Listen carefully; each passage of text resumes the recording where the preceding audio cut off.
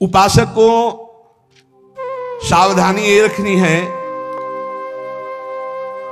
कि जब तक तुम्हारे शरीर में बुढ़ापा नहीं आता, कोई असाध्य रोग नहीं हो जाता, तुम्हारी इंद्रियां बलवान हैं, तब तक तुम अपनी इंद्रियों को गलत आचरणों में मत उतारो और अपने कल्याण के लिए उपाय कर लो। नहीं बुढ़ापे में या असाध्य रोग में या इंद्रियां जब निर्बल हो जाएंगी तब तुम कुछ नहीं कर पाओगे।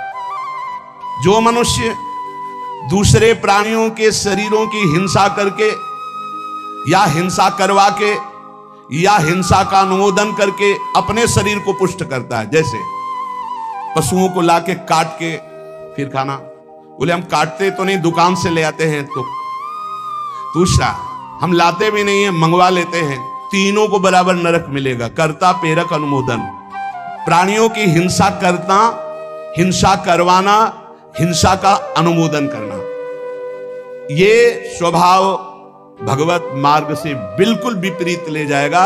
संतों की बातें, भगवत भक्तों की बातें, शास्त्र की बातें जहर जैसी लगेंगी ऐसे लोगों को, और अगर सुन लिया श्रद्धा से तो सुधार भी हो सकता है।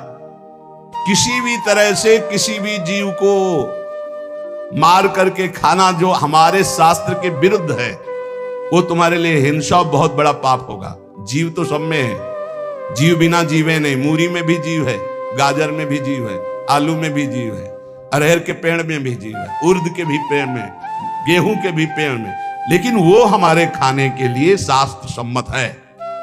लेकिन ये दूसरे अन्य जीवों के मारकर खाने की बात मानव शरीर के लिए नहीं, राक्षसी भाव के लिए, जो राक्षस हैं उनके लिए है। संसार में जितने भी जीव हैं, मन से, वचन से, शरीर से जब किसी को दंड नहीं दिया जाता तो अपने सारे पाप नष्ट होने लगते हैं और उसे कोई भी दुख भोगना नहीं पड़ेगा। उसके दुख देने वाले पाप कर्म क्षय हो जाते हैं। सभी जीव को चाहिए कि ये बात समझ लें, सब यहां जीना चाहते हैं, सब अपने शरीर को सुखी रखना चाहते हैं। अगर किसी भी प्राणी को तुम मारते हो या उबालते हो या खाते हो तो तुम्हारा नाश निश्चित है, तुम्हारी दुर्गति निश्चित है।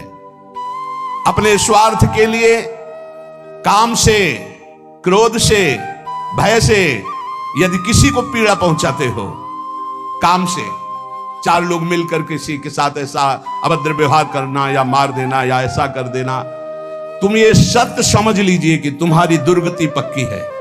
ये महापुरुषों के वचन है। जो श्रेष्ठ, परोपकारी, निश्चय पूर्वक दूसरों के दुख को दूर करने की बात करने वाले हैं, वही मानव जीवन धारण करने का लाभ लेते हैं। क्रोध से, लोभ से, भय से या हास्य से भी पापकारी बात कभी मत करो।